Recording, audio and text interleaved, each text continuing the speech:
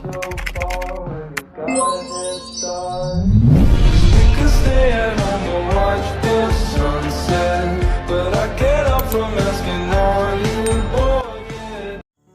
Bismillahirrohmanirrohim. Assalamualaikum warahmatullahi wabarakatuh.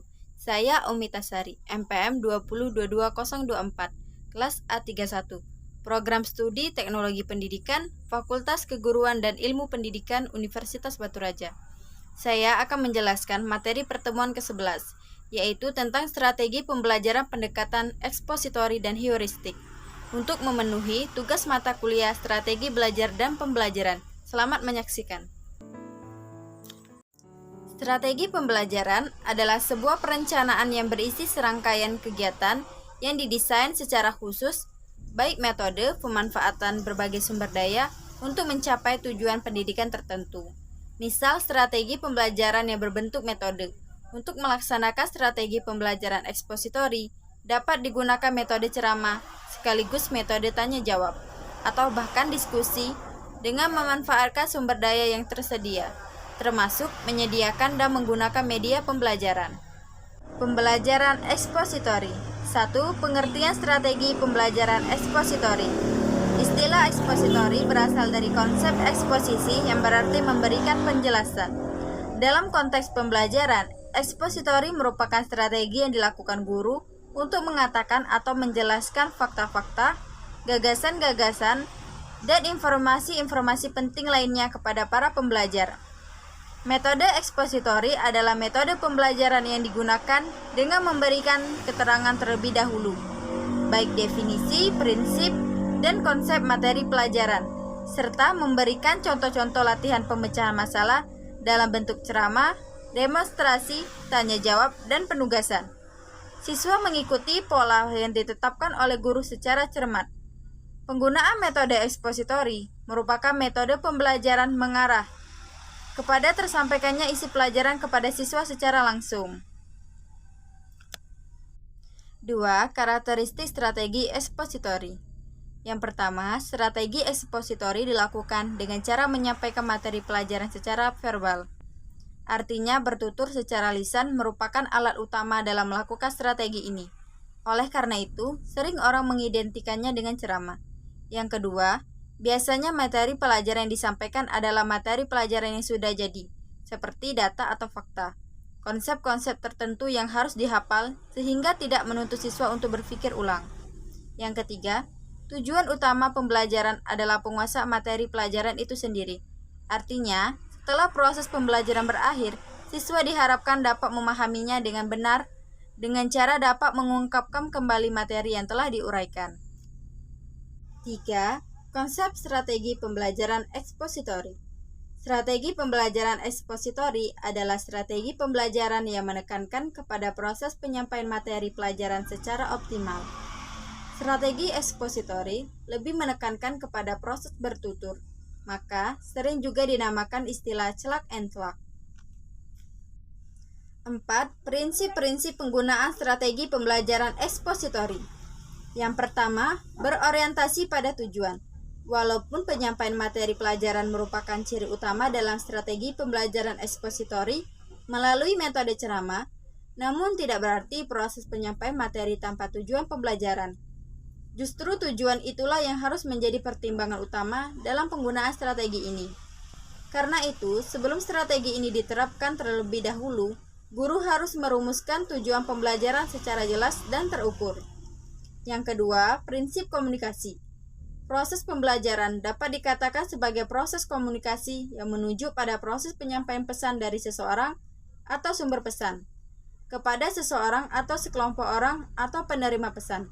Pesan yang ingin disampaikan dalam hal ini adalah materi pelajaran yang diorganisir dan disusun sesuai dengan tujuan tertentu yang ingin dicapai. Yang ketiga, prinsip kesiapan. Siswa dapat menerima informasi sebagai stimulus yang kita berikan. Terlebih dahulu, kita harus memosisikan mereka dalam keadaan siap baik secara fisik maupun psikis untuk menerima pelajaran. Jangan mulai kita sajikan mata pelajaran manakala siswa belum siap untuk menerimanya. Yang keempat, prinsip berkelanjutan. Proses pembelajaran ekspositori harus dapat mendorong siswa untuk mau mempelajari materi pelajaran lebih lanjut. Pembelajaran bukan hanya berlangsung pada saat itu, akan tetapi juga untuk waktu selanjutnya. 5. Langkah-langkah pelaksanaan strategi ekspositori. Yang pertama, rumuskan tujuan yang ingin dicapai. Yang kedua, kuasai materi pelajaran dengan baik. Yang ketiga, kenali medan dan berbagai hal yang dapat mempengaruhi proses penyampaian. 6. Keunggulan dan kelemahan strategi pembelajaran ekspositori. Baik teori belajar ataupun strategi pembelajaran, pastilah mempunyai keunggulan dan kelebihannya dibandingkan teori ataupun strategi lainnya. Akan tetapi, di balik itu semua, setiap teori belajar atau strategi pembelajaran akan menghadapi dan mengalami beberapa kesulitan yang berdampak pada kelemahan teori atau strategi tersebut. Keunggulan strategi pembelajaran ekspositori.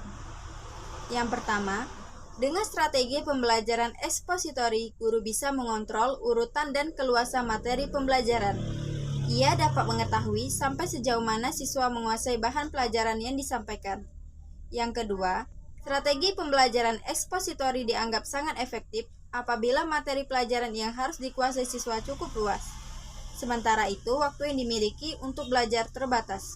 Yang ketiga, melalui strategi pembelajaran ekspositori, selain siswa dapat mendengar melalui penuturan tentang suatu materi pelajaran, juga sekaligus siswa bisa melihat atau mengobservasi melalui pelaksanaan demonstrasi.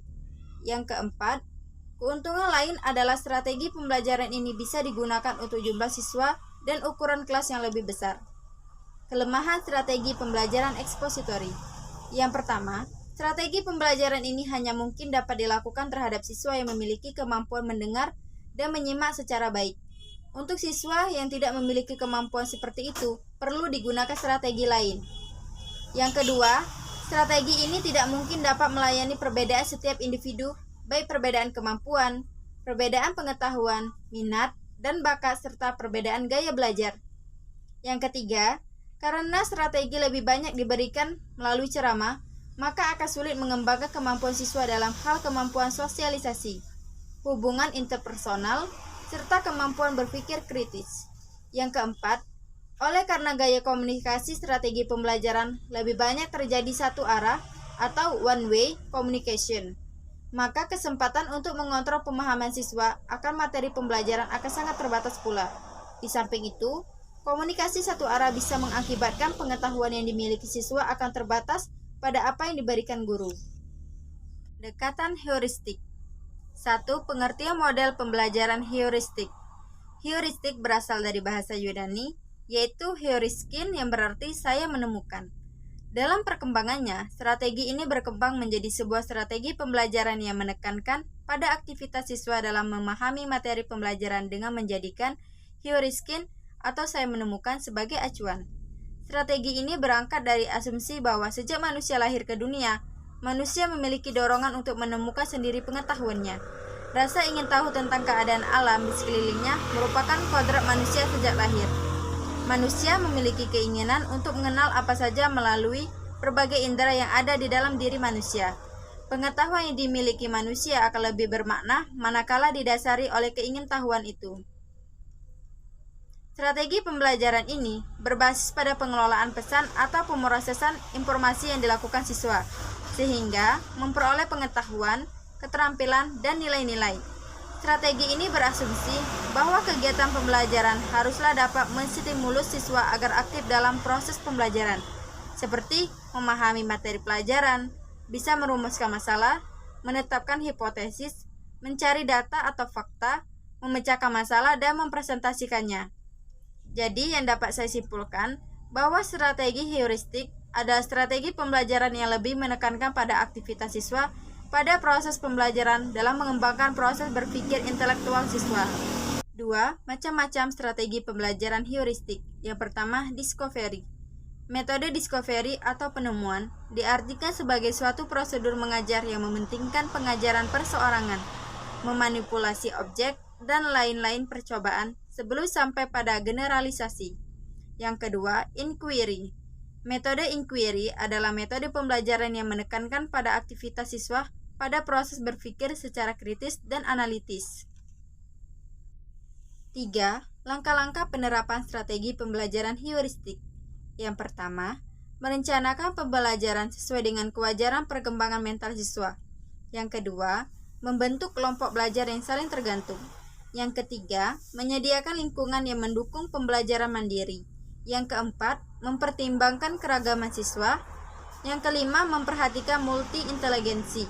Yang keenam, menggunakan teknik-teknik bertanya untuk meningkatkan pembelajaran siswa, perkembangan pemecahan masalah, dan keterampilan berpikir tingkat tinggi. Yang ketujuh, menerapkan penilaian autentik. 4. Kelebihan dan kelemahan dari pendekatan heuristik. Kelebihan dari pendekatan heuristik. Yang pertama, siswa dapat berpartisipasi aktif dalam pembelajaran. Yang kedua, menumbuhkan sekaligus menanamkan sikap inquiry atau mencari temukan. Yang ketiga, mendukung kemampuan problem solving siswa. Yang keempat, materi yang dipelajari dapat mencapai tingkat kemampuan yang tinggi dan lebih lama membekas karena siswa dilibatkan dalam proses penemuannya. Kelemahan dari pendekatan heuristik. Yang pertama, untuk materi tertentu, waktu yang tersita lebih lama. Yang kedua, tidak semua siswa dapat mengikuti pelajaran dengan cara ini. Di lapangan, beberapa siswa masih terbiasa dan mudah mengerti dengan model ceramah. Yang ketiga, pendekatan ini kurang cocok bagi peserta didik yang lamban. Yang keempat, tidak semua topik cocok disampaikan dengan pendekatan ini. Mungkin itu saja yang dapat saya sampaikan mengenai materi pertemuan ke-11 tentang strategi pembelajaran pendekatan ekspositori dan heuristik. Mohon maaf jika ada kesalahan. Kepada Allah saya mohon ampun. Saya akhiri. Wassalamualaikum warahmatullahi wabarakatuh. Terima kasih. This is our